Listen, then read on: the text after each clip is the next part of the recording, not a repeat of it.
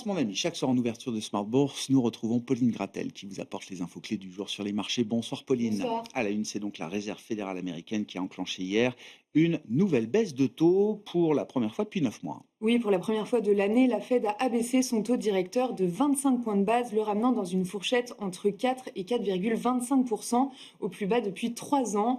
Jérôme Powell a indiqué que l'impact des droits de douane avait été plus faible que prévu. Les inquiétudes se concentrent désormais sur le marché du travail qui montre des signes de faiblesse. Un membre n'a pas voté comme tout le monde. Il s'agit de Stephen Mayron, récemment nommé par Donald Trump et qui a voté pour une baisse des taux plus agressive de 50 points de base. Au-delà de ça, les membres du FOMC anticipent en moyenne 2 baisses de taux supplémentaires en 2025.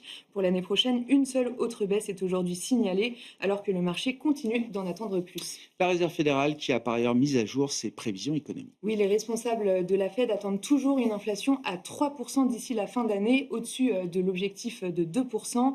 Les prévisions pour le chômage sont également inchangées à 4,5%. En revanche, la projection de croissance est relevée de 1,4 à 1,6%.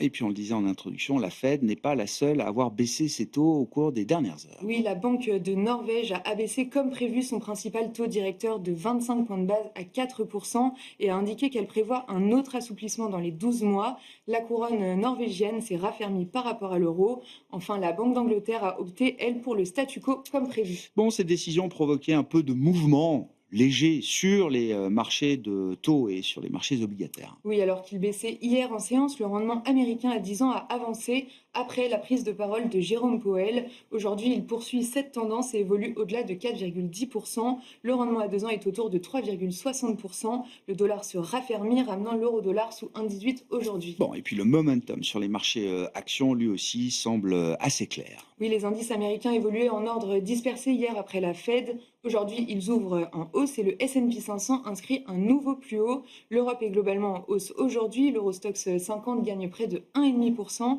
En France, le CAC 40 grimpe aussi de plus de 1%, en route pour retrouver les 7 900 points. Du côté de l'actualité entreprise, on retiendra le bond d'Intel aujourd'hui en bourse. Oui, c'est la hausse du jour. Le titre s'envole en effet de 25% à l'ouverture de Wall Street. Nvidia et Intel ont annoncé un partenariat présenté comme historique. Nvidia va investir 5 milliards de dollars dans Intel pour co-développer des puces pour PC et centres de données. Nvidia ouvre en hausse de 3%. Quel sera le programme de demain sur les marchés pour conclure cette semaine, Pauline? La journée de demain sera rythmée par la décision monétaire de la Banque du Japon qui devrait laisser ses taux directeurs inchangés à 0,50%. Tendance, mon ami. Chaque soir, Pauline Gratel vous apporte les infos clés du jour sur les marchés en ouverture de Smart Bourse sur Bismart for Change.